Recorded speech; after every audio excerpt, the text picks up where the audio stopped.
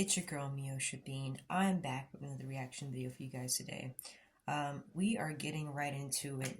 This is a reaction video to Candace Owens talking about the Pdiddy situation. So I'm excited to check it out because, as you all know, the situation, surrounding that and what's going on with that situation. It's really just, honestly, it's really unfortunate what's going on. But I like that a lot of people are coming out to talk about these things, and yeah, I think this is very good. It's a very good time for all of it. So yeah, let's definitely check it out. Hope you guys see my face. Actually, I know it looks like you can't, so I might take these glasses off a little bit.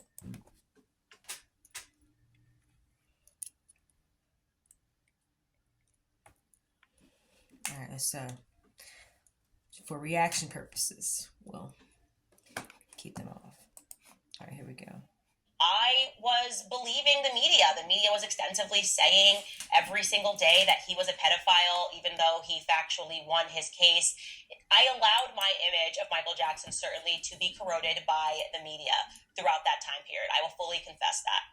Now, I want to remind you, before we get back into Michael Jackson, what we learned in the Diddy document, just to very quickly recap. Well, if you read through them, again, these are all allegations, but you will come out of it understanding that there is allegedly some sort of a blackmail ring that is operating throughout Hollywood, and that artists that are producing music are actually being controlled via being induced into drugs at parties, and then what takes place is they're being recorded, and sometimes they're being recorded while they are in committing sexual acts with minors. And something that we also saw in these docs is that these parties, at least a lot of them, are taking place in the Virgin Islands, which again just makes you go, what's happening here? Because Jeffrey Epstein, obviously, his home where he owned an island that was just off the coast of St. Thomas. So we hear that again.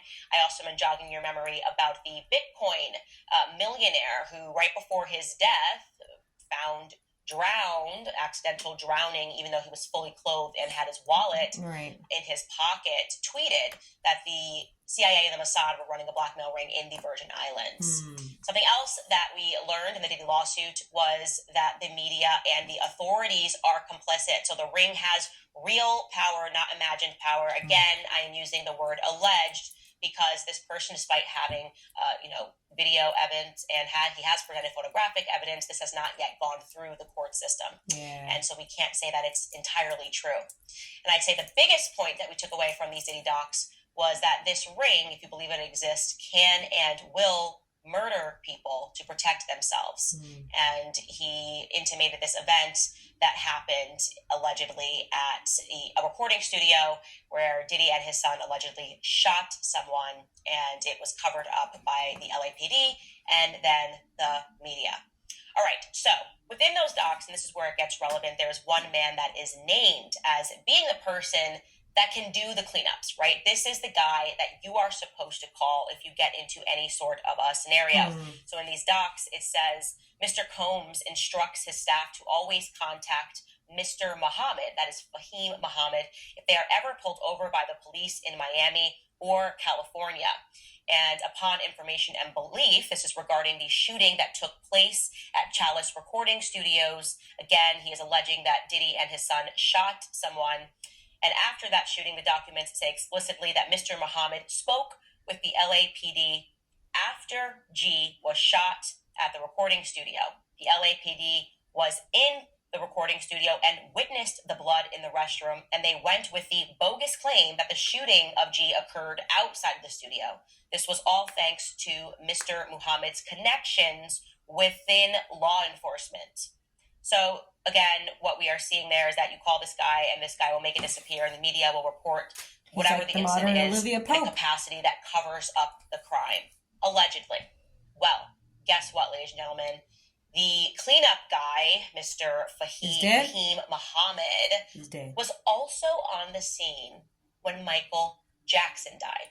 So I want to introduce you to and allow you to listen to Ian Carroll. He's an independent journalist that is investigating everything that is going on, and he explains that connection that Fahim has with Michael Jackson. Take a listen. So this new lawsuit just came out that shows tons of evidence that Pdiddy, Puff Daddy, has been running a sexual blackmail operation very much like Jeffrey Epstein, but in the rap and music industry for basically 30 years. And in that lawsuit, we learned that his head of security while he's running the sexual blackmail ring is this guy named Fahim Muhammad, who, before working for Diddy, was the head of security for Michael Jackson when he was only 21. And he was one of the first people on the scene when Michael Jackson died. And before we go to Michael Jackson, the most important part of the Diddy case to bring across is the fact that the record executives at the very top knew what P. Diddy was doing. They were attending the parties with underage girls where they were spiking drinks. They were deeply involved in Diddy's personal life, and all evidence points to them supporting his operation, or at the very least turning a blind eye to it.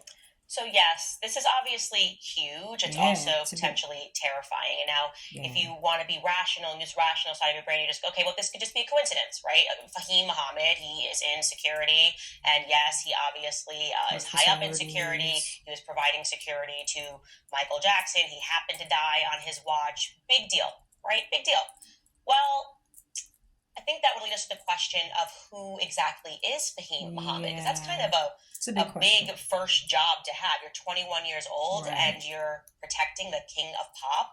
What exactly are his qualifications? Right. Let's go back to Ian Carroll and his reporting. And now, here's the best part. Check this out. This is in all of his bios, by the way, but we're pointing it out now.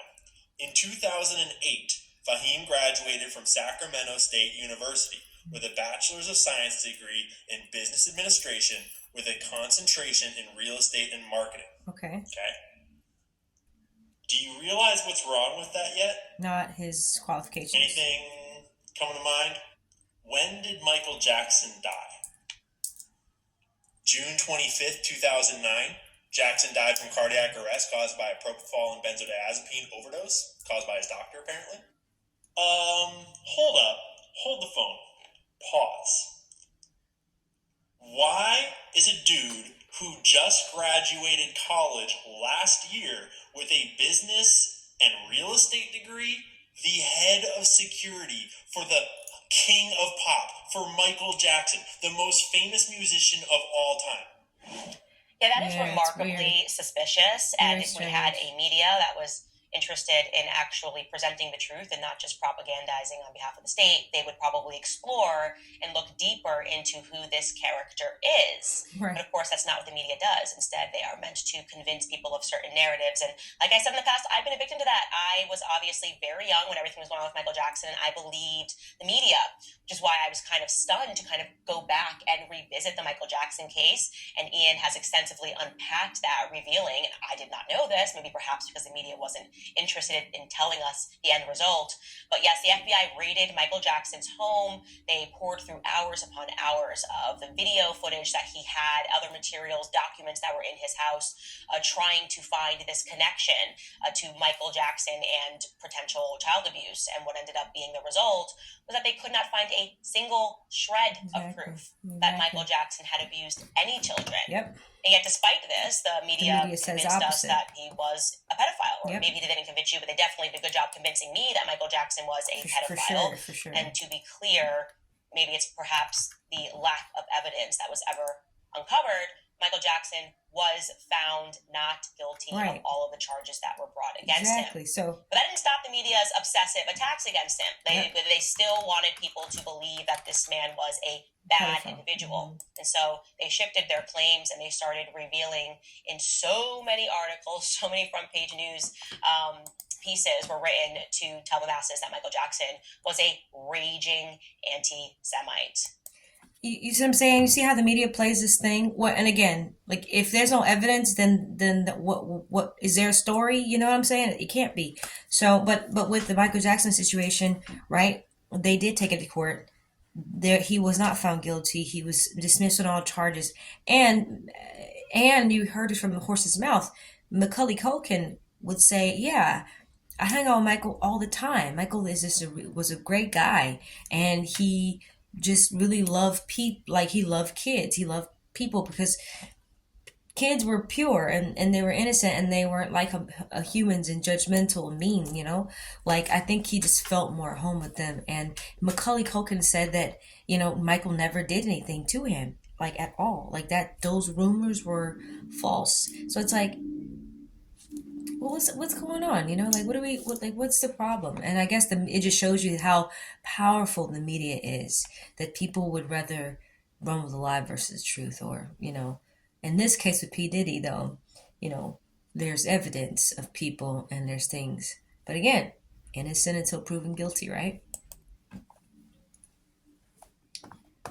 It is a fact, by the way, that Michael Jackson did keep a list of people in the industry that he said were his enemies. Yeah. Okay, on that list were people that all happened to be Jewish. So it was lawyer Gloria Allred, music exec Tommy Mottola, Rabbi Shmuley Boteach, you may have heard of him, and I'm going to mention him later, Israeli illusionist Uri Geller, and also Michael Jackson's former manager, Dieter Wiesner. Now, to be clear, it was Dieter himself that revealed that Michael Jackson had this list. But he says that Michael Jackson was just paranoid, that Michael Jackson thought that these industry people were all colluding to try to ruin his life and to take over his life. And again, that was just Michael Jackson being crazy and being a raging anti-Semite. Is it? Well, Ian Carroll also investigates those claims as well. Take a listen. And yes, Jackson did say that the Jews we're probably referring to the Jews in the music industry, are like leeches and that they took everything from them and that they did it on purpose. But when you look into those allegations or those insults, you realize that because of his will that was probably fake and filed right before his death. So the will was signed on July 7th in Los Angeles by 3 witnesses. But Jackson's family pointed out that he was in New York that day, and there's video proving it. So they changed their story. But the witnesses definitely saw it, and it was just in New York.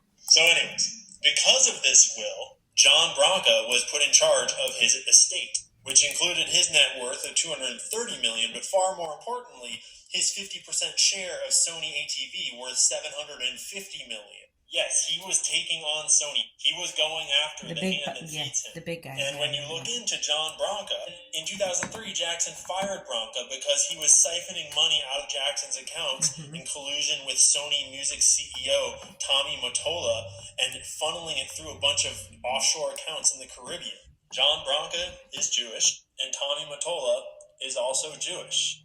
This commercial.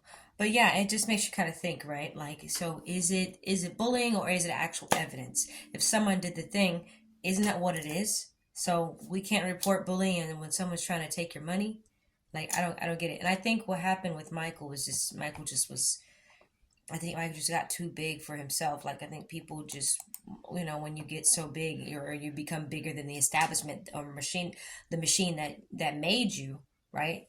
When you break out of the matrix, and it's like it's a problem, you know. So I think that probably had a lot to do with Michael, you know, moving forward and trying to take ownership of Sony.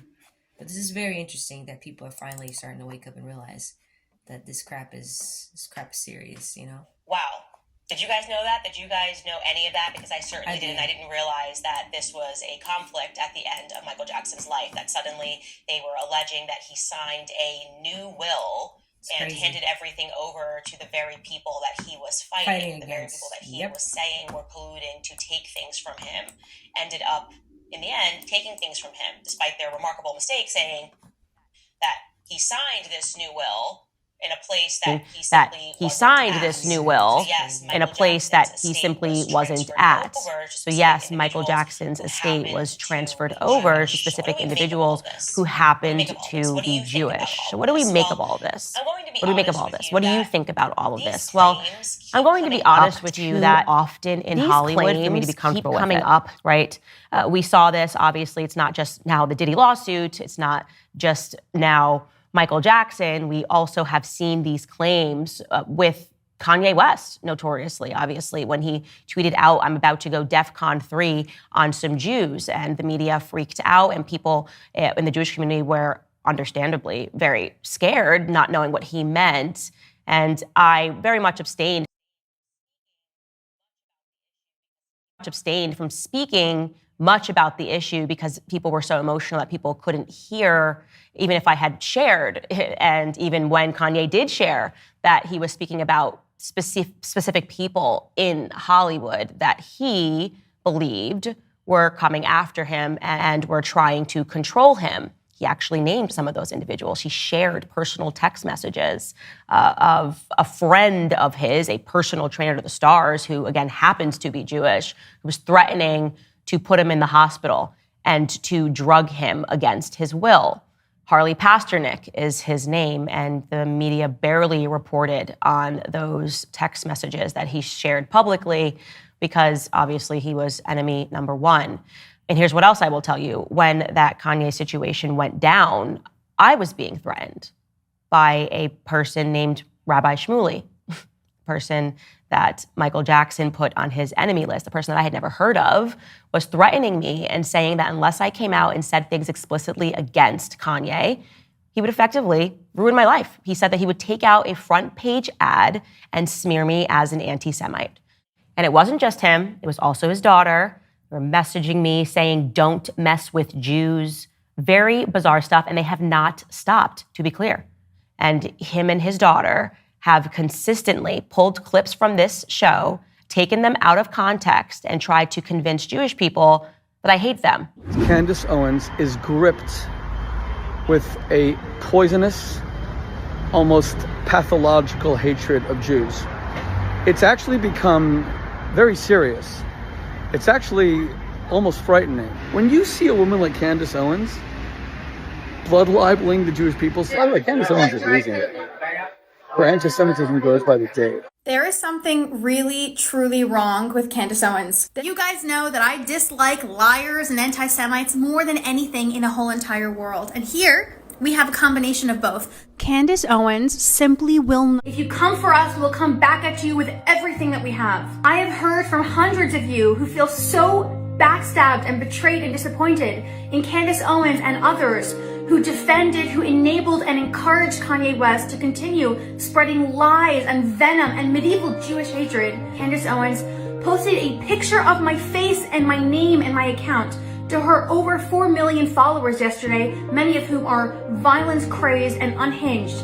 You really went after Candace Owens today. Why? And that's a sliver of what she actually deserves. She is such a liar.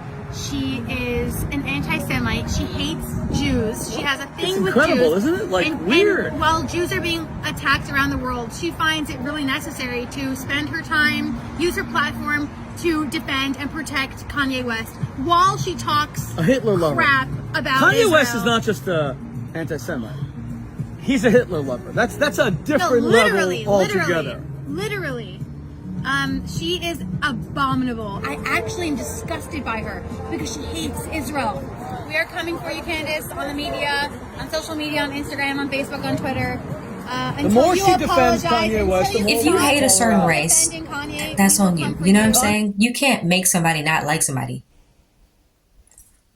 I mean, isn't it? I mean, I don't know. That's just what I think it is. Like people. Like if you say that, and if you feel like Candace is saying that, and then you go back and say the same thing, you're no better either. You're doing the same thing. So what kind of example are you setting? No one's setting examples. So it's like, what are we fighting for? You know, I find it so silly. I think social media is just crazy. People just let people.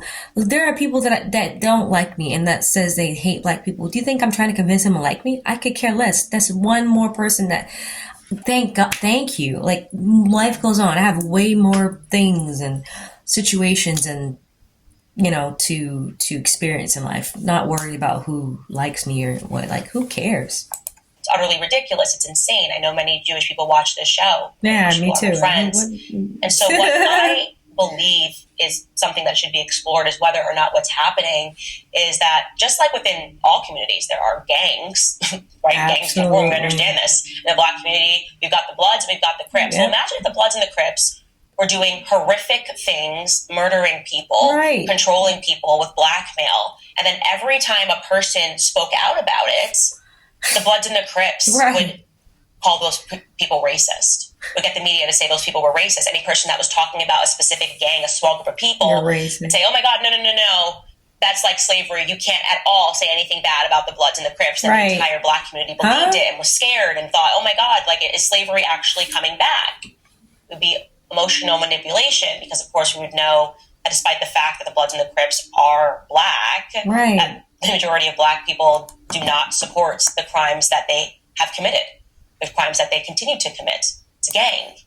What if that is what is happening right now in Hollywood? If there is just a very small ring of specific people who are using their the fact that they are Jewish to shield themselves from maybe any not just criticism. Jewish, but just using their power. For thought, right? And I think, again, there have been enough people that are speaking out about a ring in Hollywood, also a ring potentially in DC, that we should start to ask those questions. All of us, Black, Spanish, Jewish, Chinese, Japanese, all Americans should want answers, because this appears to be something that is quite sinister. Common and happening. I will put a button on this. Guys, if we can accept there's a mob, that mobs exist, that there are, you know, people, the CIA, there are people that quiet people out.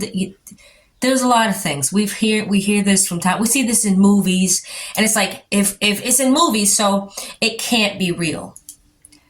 Like, I always say, you cannot put anything past people. You cannot put anything past anything. Like, you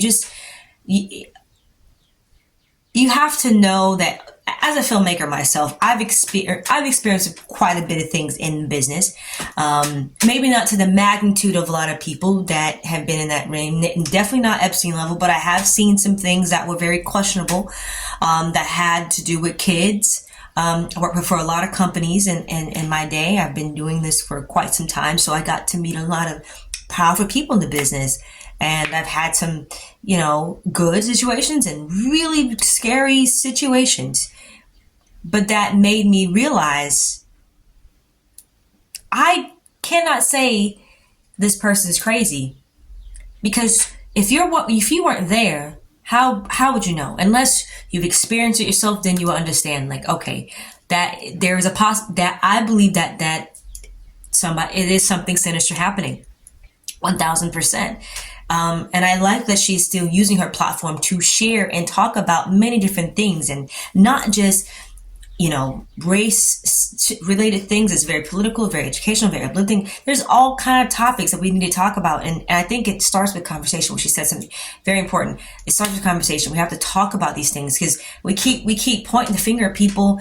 No one's going to ever, when are we going to ever learn and progress? You know, this, we coming for me, I'm coming for you. Like, no one's coming for anybody. Like, what are you talking about? Like we get one life, guys, and that's it. We don't waste your time trying to battle and what does that do for you? Once you're dead, you're done, you're gone. You're not coming back. There's no other, it's it.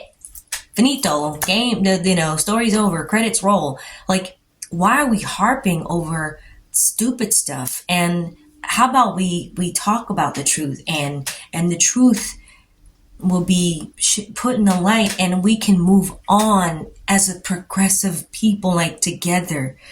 And it's just really sad that people don't understand or want the truth. They say they want the truth, but truth it hurts. It's real.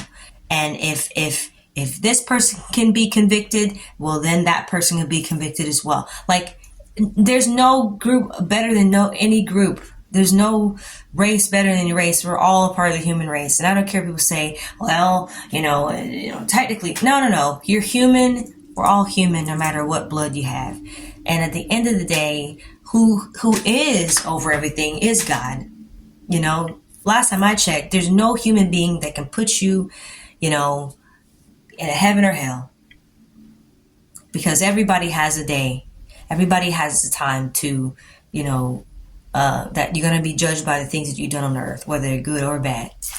And what are we doing wasting time being negative to people and you know, trying to get like, well, this is wrong, and this is racist, and it's like, you know, we have real people hurting out here, people dying. Like, there are people that are losing their lives and taking their own lives because it's just hard out here, man. Anyway, I digress. I hope you guys enjoyed this reaction.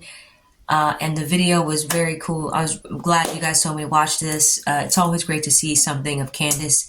I think she's great. She's doing awesome work, and shedding a light of what's going on in the world, and that we should think for ourselves. Like, how about we use our brains and not being told just because it comes from the news and media? We got to do our own research. That's it. Anyway, thank you guys for watching. Make sure you rate, comment, subscribe. Hit the notification bell for all new videos that come on this channel. I also have a podcast show, guys. I know you guys don't really watch it here, but if you want to listen to it on the go, it's on all platforms. Creators to Creators, Tea Talks with Meosha and Irina. Hit those links in the bottom description box below, and then I'll see you guys next time. We'll be doing more reactions and more videos to come. All right, guys. Peace.